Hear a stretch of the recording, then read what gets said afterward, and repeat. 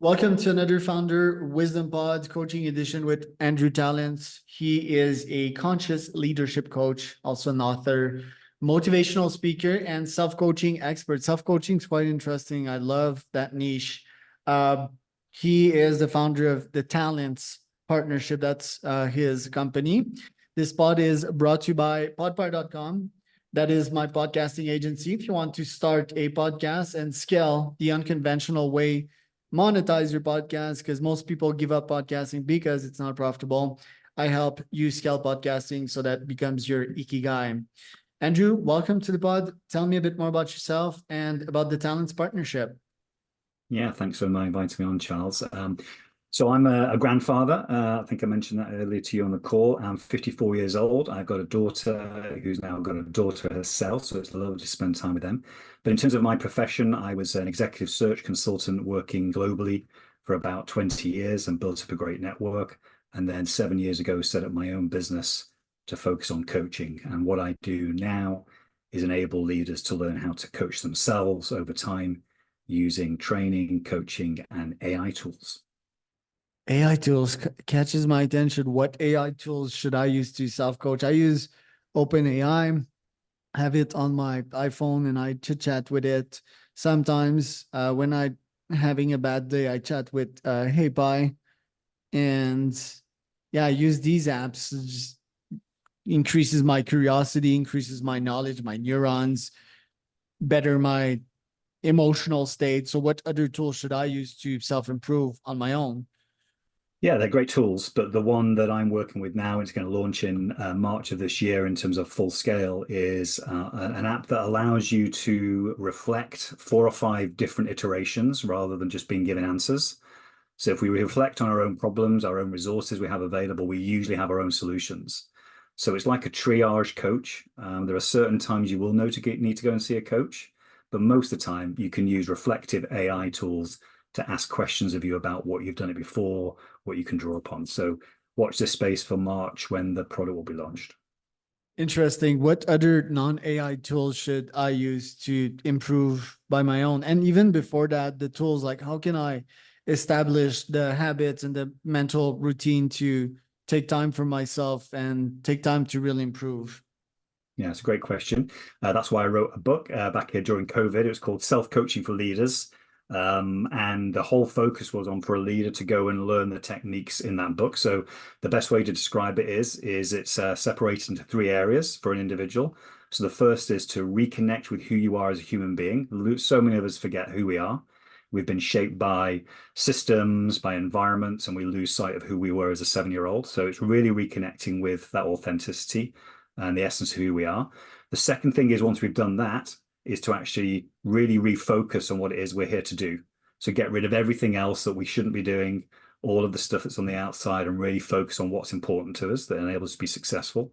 And then the third thing that I get people to do is actually regenerate. So if you know about Doctor Who on the TV, it's about going back to that latest version of yourself once you're refocused and you know who you are, to be able to let go of things that aren't important anymore. So that's the process. It's made up of about 4 steps with each of those 3 stages. Most of it is to do with creating space for yourself, learning about yourself, learning how you show up in relationships, and how to manage the negative aspects of you in your behaviors. Most people, they take the time every year to reflect on them. Is that enough? Should I reflect on myself daily, Yeah, quarterly, weekly, daily. monthly? Got to be daily. So you get to a stage, if you practice this, and it's really hard if you're really busy, but what the most successful leaders do when they're coaching themselves is they are present in the moment for more of the day than they're not.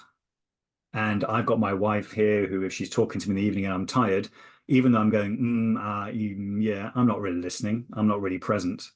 And so that's what these techniques teach, how to be present in the moment so you know what the right thing is to do. And how does one get more present? Is it through practice? Is it through meditation? What are your ways to get more present in the moment? It's a combination of things. So the first thing is, you're right, raising awareness. We can do that through meditation, mindfulness, to become aware of when things come on our mind.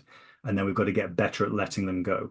There's a great technique that Shirzad Shamin uses in his positive intelligence work, which is very simple of rubbing your finger and your thumb together when you're feeling negative or you're having a negative emotional experience, and that immediately brings you back to presence. So there's many techniques, but most of it is raising awareness about your feelings, noticing when they start to create negativity, and when they do, bring yourself back to the present, to neutrality or positivity. Hmm. Very Can difficult to you do. can you prevent these moments from happening in the first place, or they just always catch you up on a daily basis? Because I'm a big fan of not only controlling your internal environment, but your external environment and reducing chaos. You know, if you see that there's a negative recurring event happen, well, most of us, we never take time to actually fix it, or maybe we're just not even aware that it's negative and we're not conscious of it. So how does one do that? Yeah, it's a great question. So there are two aspects to that. The first is we cannot control what goes on around us. What we can control is how we respond to that. So how we show up in relationship to people, to tasks, to process, to problems, to challenges, to opportunities is what then derives the outcome. So I can be present to what's going on right now. I can react in the right way because I'm present to it, and therefore I control the outcome. What I can't do is control what's going on around me. So it all comes back to awareness again and presence, which is what self-coaching teaches you. The people that you coach, typically, what specific problems do they have in their business? So many of them are CEOs, that's where I start. And the problems they have in business is they have been rewarded and valued up until the point of becoming CEO of being an expert. And then suddenly they become the CEO and they don't need to be an expert anymore because they're actually leading experts. So letting go of that and the value associated with that is very difficult. Most leaders also have been used to being control freaks. And that means they try and control everything and think they're in control of everything. And then when you get to the CEO role, they recognize they control nothing. So therefore, really addressing that and becoming aware of it and dealing with it is a very big problem that CEOs face. So that's what self-coaching helps. And then the final thing is that many CEOs have great difficulty in building trust in key stakeholder relationships because they've become used to being resourceful, leading themselves, not relying on people, and therefore building trust is another key issue that I deal with. So all of those aspects can be dealt with self-coaching, but at times it does need an intervention from a skilled coach. Right. You've occupied so many positions throughout your career. What has been like one of the most challenging situation you've been put up with in these various roles, and how did you overcome it? Great question. I was working at Spencer Stewart, which is a leading global executive search firm. And as you might expect with that particular role, I was working too hard. I was playing too hard. It was long days, long nights, socializing, too much drinking, too much eating. And actually, I became very unhealthy. I went through a divorce. So I was really, the only thing I had left was my work. And I had to stop. So I basically got some help. I decided to leave the company to really just reset and then join a different company where I could rebalance my life. And I took control of that. So I needed some help to do that. But ever since then, which has gone back now to 2005, I've been in control of my own destiny, not others controlling me. And since COVID, it's been challenging for most of us entrepreneurs. How are you advising your clients to go over the hurdle? Is it just like pure grit, or is it also mental models and tools? Yeah, I think it is less pure grit now. I think what they've got to do, and this is one of the things CEOs also find difficult, is because we're now into remote management and it's here to stay, it's about building the trust, which we've already talked about. But actually, what CEOs get paid for is to think and be, being present. And they also get paid to actually create space for themselves and others, because if they're not doing it, nobody else is. So they need to think strategically. So what I'm working with CEOs now is many CEOs are very used to be very operationally driven. They're used to going from meeting to meeting to meeting, and that's how they value success. What they've got to do is step back, create space to be able to communicate effectively with people and to actually manage all their various stakeholders. So remote working now and managing the next generation coming through have very different expectations and want to understand exactly what the values and purpose of the organizations that they're serving are, which many organizations are not clear about, is another key role that the CEO has to fulfill. You've written a book. Would you recommend that I do so? Just take the time to compile my knowledge and structure it in one piece of art, or should I just keep on going, accumulate, and one day hope that someone actually writes it for me? Yeah, it's a really good question. I think there are two aspects there. I don't think anybody actually enjoys the process of starting to write a book because it's very difficult. But I think once you've done it, it does two things.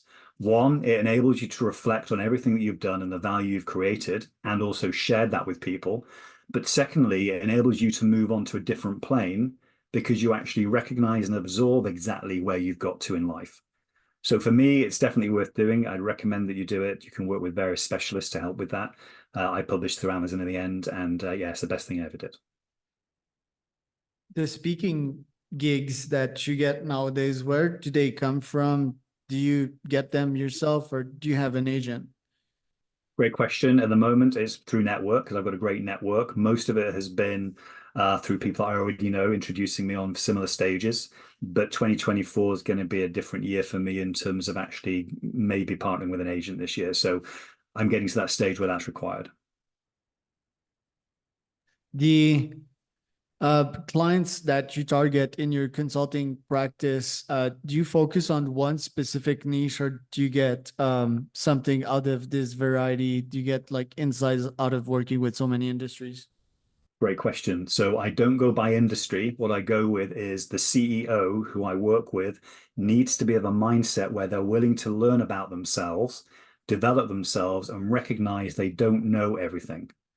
If they are meeting that criteria, I will work with them independent of what the industry is because they have the ability to stretch and fulfill their potential. I see that you're into climate change as well. What pressing issues are there in this current world, and how would you potentially fix them? Great question. And again, I think the powers that be that are managing the agenda around this, we've seen it at each COP each year, is that there are so many people who are the experts that say they know what's going on. Either they agree it's going on or it isn't, and they're the expert. So the key to unlocking this debate and where we go next is for encouraging a climate and an environment of curiosity. It's saying, what if we don't know? What if we don't know what is happening? What is the possibility of what we could do? And having that from both sides and letting go of the ideas and knowledge we have now. That's going to be facilitated by people like me and others who can actually enable that in large numbers through democratic exercises of getting more voices from around the world rather than just the politicians. What's your stance on retiring, and what are your goals nowadays at this stage of your life? Retiring is an interesting one. I think that we all have purpose as human beings, and therefore we should never truly retire. I think we can have balance in our lives, which means we have choices. If we get to a point in our lives when we have choices, which I do, I think it's about then saying, what are we in service of in terms of community? How can we use our experience and skills to make a difference in the world where we don't necessarily get rewarded in the same way that we used to do financially? So I don't think people should retire. I think people should actually move into a portfolio life where they're in service of to pay back in terms of what they gained in their lives to date. And what do you think your daughter's gonna face in her lifetime? What social economic trends would she face in the next 10 to 20 years that might affect her ability to make some money, or to just live a quality of life similar to the one that you had or your daughter had? It's a great question. I think there are two elements that are going to be challenging her.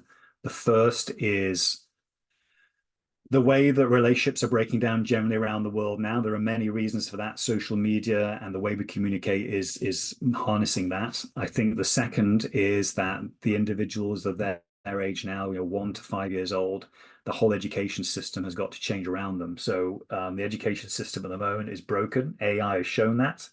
And if we don't redesign the education systems around the world, it means she's not going to learn how to actually resource herself, how to learn how to be creative, and to be able to find her own way in the world. That's my really big worry for her. What will happen to corporations with the advent of AIs? Do you think they'll stay alive for a while with that many employees, that these big salaries and them consuming more than they take usually? What's your stance on that? Yeah, and it goes a little bit against what I've just said. If AI is embraced in the right way by large corporates, what it will mean is the level of service that employees provide to customers in engagement where it's really needed in terms of in relationship, human relationship, will increase, and therefore the quality of those roles will increase. There'll be many roles that we don't need to do anymore. But me interacting with you as a human being will not be able to replace in the same way through AI.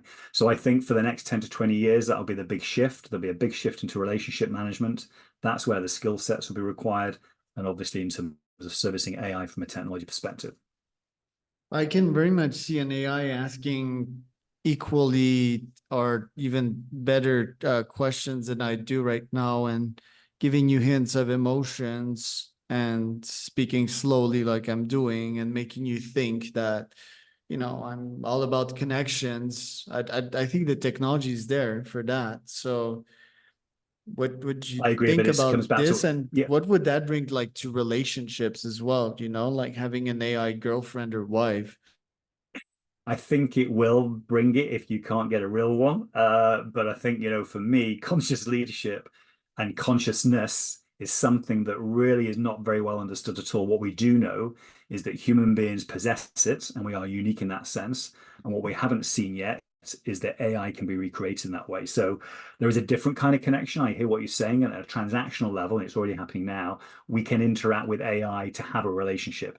But that's not the same as having a deep and meaningful relationship that's based upon love. Interesting. Yeah, it's because I think most humans are like so vulnerable to, like their primary impulses like sex and serotonin, and just like telling someone what they want to hear all the time. I think that Mm, would bring the destruction of our human race if we ever get to that point, if we don't have any pain, like a lot of people don't view pain and growth the same way that I do. Me, I'm probably like 95% oriented towards pain, yeah. and if not 99, and I want to get 99.9% Mm. there. I don't believe anymore in hedonic pleasures, or maybe I believe in simple pleasures, like just watching a view or running in nature. um but it's kind of scary and fascinating at the same time. Scary for folks maybe that didn't have the privilege or the opportunity that I had. Feel for them, but yeah, like exciting for me, because I'm just gonna have so much resources. And then what do you do once you have so much resources? Is there like a ceiling to that testosterone of mine, that ambition and that want or need to always conquer more? What a great question that is, and that's something that I coach a lot of people on. So what I would say to that is there's nothing wrong with what you're saying. There's nothing good or bad about it. What I would say is creating the time to be present with that desire and to be present with what it is that that brings you will then enable you to move into the next phase of what it is you need next. It's only by doing that. And really, for me, chief executives find this very difficult, actually. But another word for presence in relationship to anything is love. So all we need to do is be a bit kinder to people and show them love in corporates, and you'll improve your presence. So it's a very tough question, but most entrepreneurs and CEOs try and get more to pain than they do love. And after that, it seems that there's a point of no return, once you really sold yourself to capitalism and your neurons are solidified. So, but it seems to me that like my initial thesis is really like get as much wealth and power as possible so that I can influence the causes that are dear to my heart. But Yeah. I think the trick there and the trap is that you might get lost into greed and just never come back to your initial goal. Yeah, and I think it is right. It's more than goals, isn't it? You've already said it. It's about keeping true to what it is you're in service of. So I remember somebody telling me recently, I was in North America at a convention, and what I learned there was some people have a real problem with relationship with money. But actually, if we actually build wealth because we are truly in service of another community or another audience where we can really make a difference to their lives, and it's coming from a place of authenticity, then I should create as much wealth for myself as possible to be even more service of that. And so that's the way I view that. And I'm never going to stop trying to create wealth for myself because I'm always going to be in service. So at conferences, how else do you educate yourself to finish? Do you listen to pods, books? Like I see you have a lot of trainings also on your LinkedIn. So how do you make sure to keep growing these neuron cells of yours? Great question. So I love my Kindle. If I had one thing in the world, it'd be the Kindle. So I read every single night. I read different kinds of literature. I read non-fiction, fiction. It's an underrated pastime, but I love spending time with people and not trying to tell them something or convince them of something, to just be curious about them. You know, who are they? Where are they coming from? Why are they different to me? What can I learn from that? So actually being in the presence of people is really good. And yes, podcasts. I love watching documentaries as well on TV. But yeah, podcasts is where I get a lot of my stuff from, and audiobooks. So anything I can consume, and I'm always trying to learn and recognize I need to let go of what I already know so I can learn something new. Yeah, that's sometimes painful to destroy your belief, especially when they've been solidified and they've been like hammered down in your brain like a nail a long time ago and repeatedly. Where can people find out more about you, Andrew? Yeah, great question. So the best place is on LinkedIn. Just type in Andrew Tallents. I think there is only one of me. Also, you can go to selfcoachingforleaders.com, or if you want to visit my podcast, it's confessions of a successful leader.com.